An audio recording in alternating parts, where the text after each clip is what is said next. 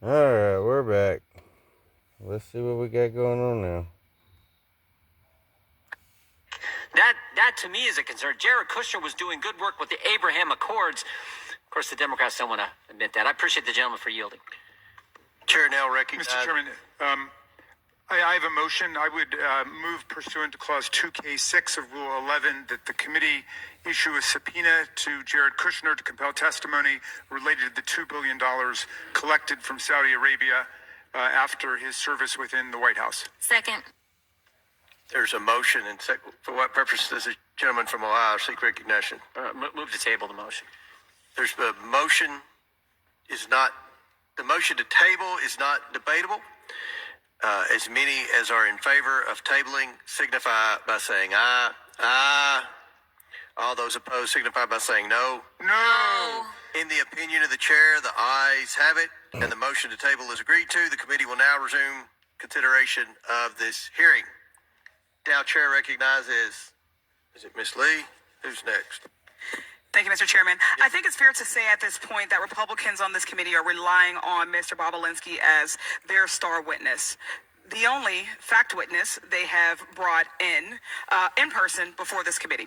So I think we'd all expect that Mr. Bobulinski would have extensive inside knowledge about the involvement they allege that President Biden and in Hunter's business ventures.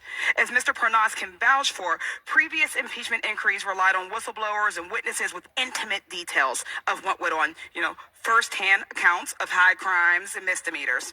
You could point to exactly what the allegations were and understand what was going on. There were laid out chains of events pointing to a named crime, lying under oath, obstruction of justice, abuse of power, incitement of insurrection. His daddy becoming president was the worst thing that could have happened to that little crackhead. It's hilarious. Boy, he's in so much trouble right now. All because his daddy wanted to be president. I think it's funny. And y'all fucking voted him in. Never mind. Continue. Of a hotel, and then for a few minutes backstage of the Milken conference after Biden's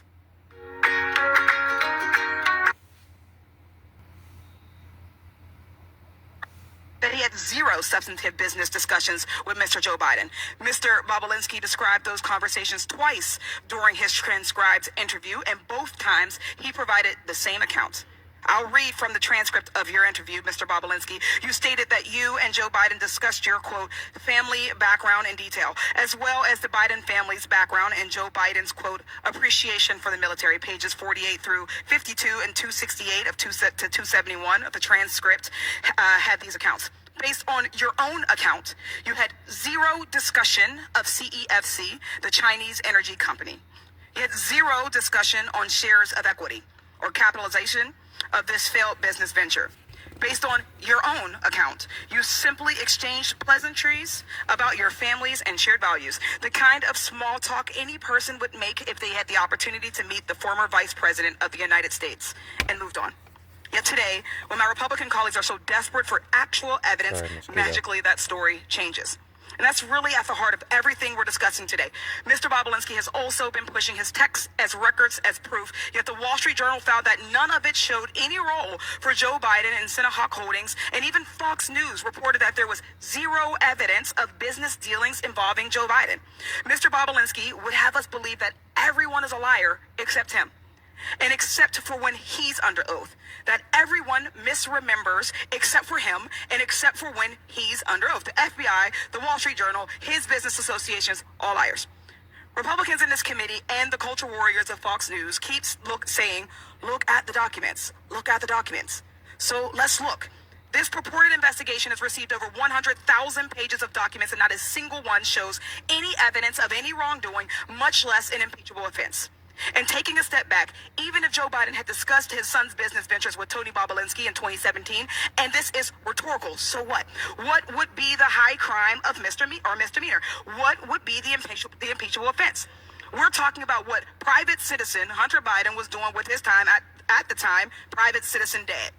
This impeachment inquiry is not about facts or evidence. It's not even about impeachable offenses. It's about keeping the American people distracted while we do nothing on reducing gun violence, nothing on lowering healthcare costs, nothing on reforming our criminal legal system.